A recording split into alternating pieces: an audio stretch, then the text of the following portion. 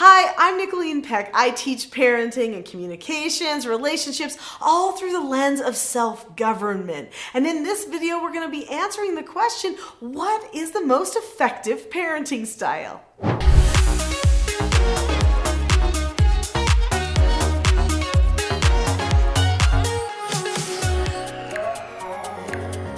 There are three different types of parenting. Now, most people are kind of a mix between some of these parenting styles. There's the modern progressive kind of permissive parenting where people just let children kind of do whatever they want, make their own rules. It's all about choices, but the child actually doesn't necessarily have full knowledge of cause and effect based on their choices, so they struggle quite a bit. In fact, there's oftentimes a lot of distance in the family bonds because the parents are too lenient. Then there's also the bully, fear-based type of parenting, which is not very effective because it actually creates distance and walls in the relationship. People start being dishonest, working the system, and they see each other as bullies. There's usually a lot of recovery that has to occur for this type of parenting. In fact, some people have to recover after modern progressive, more permissive styles of parenting too.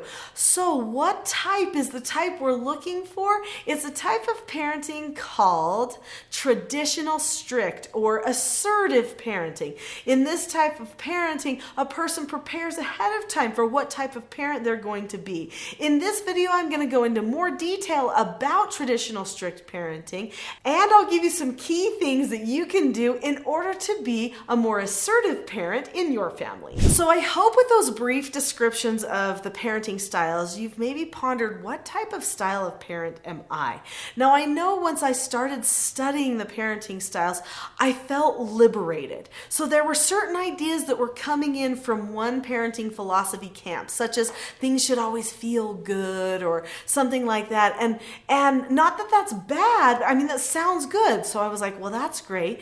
But I interpreted that as, well, I really shouldn't correct a lot of stuff. Well, then I noticed major problems if I didn't correct things. And so then when I started taking in foster children, I realized I've got to nail this down.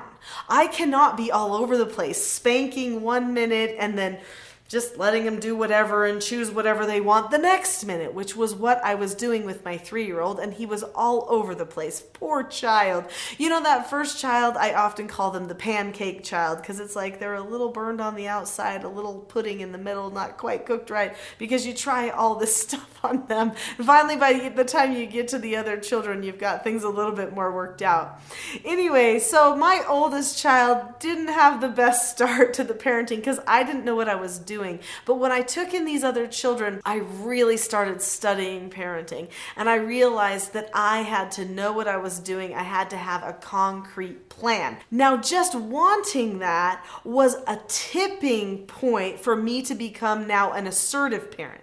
If you want to have a plan, if you want to know what to say when something occurs, if you want to not lose your cool and not ever feel like you're giving up or giving in, then probably you have the heart of a traditional strict or assertive parent. Years ago, I was invited to be on a television program called The World's Strictest Parents. It was a program done by the BBC over in England, and they brought 2 troubled teens to stay in our house for 8 days.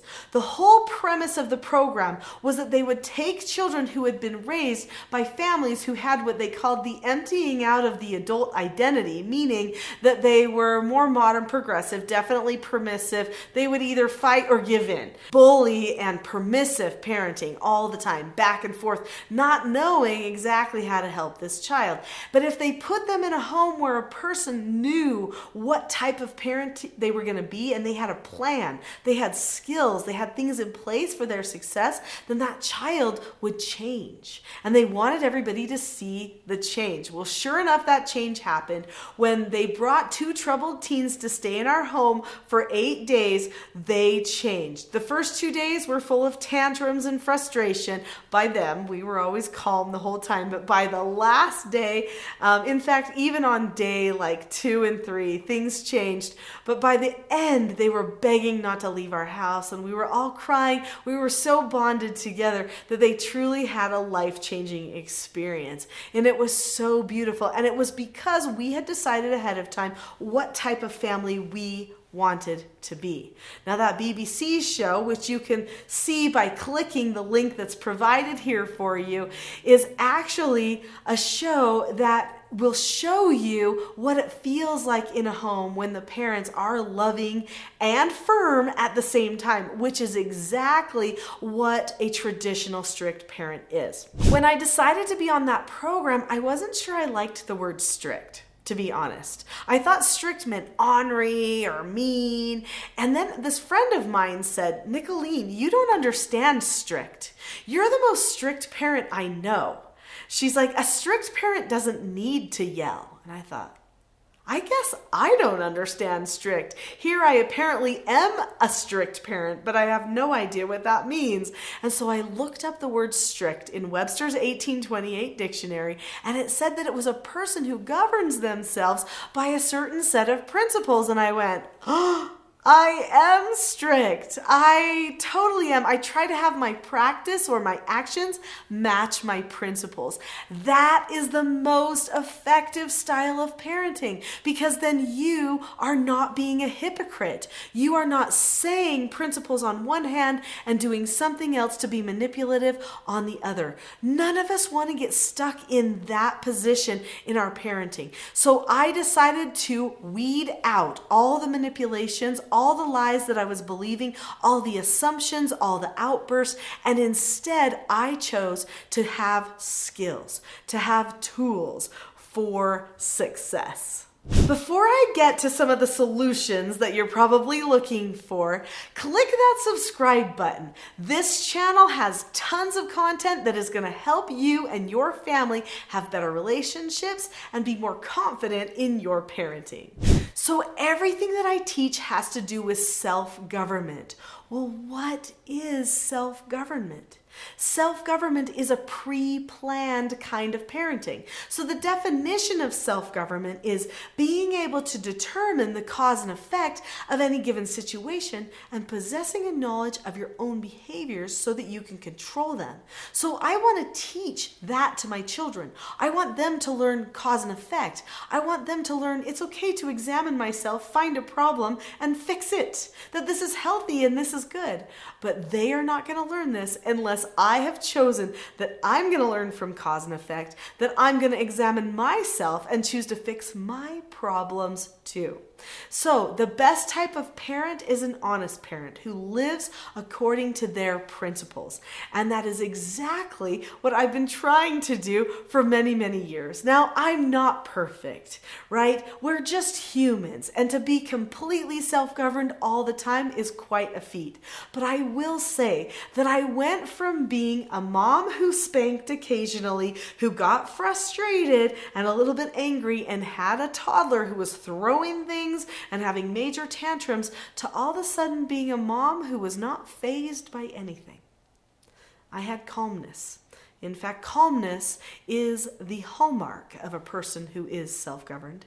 Not the type of calmness where you're just pulling yourself back, but true self-government, self-regulation, where you choose to be okay, to listen, to bond, to stay composed, and to understand other people and what's going on around you.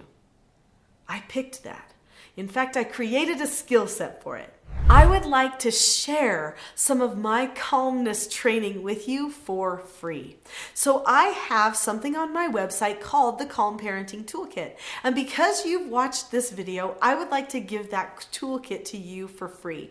It is the perfect first course at learning self-government. In no way does it cover everything, but you will start to learn how to master your calmness and how to teach calmness to your children as well. It will also go into some skills of self-government that are going to be very beneficial for your change of heart and for the change of heart of your children. So in the description below this video, click the link to the Calm Parenting Toolkit. It's probably the top link in that description, just in case you're not sure which link to pick. Click that link for the Calm Parenting Toolkit. You'll have it completely free. I will see you there.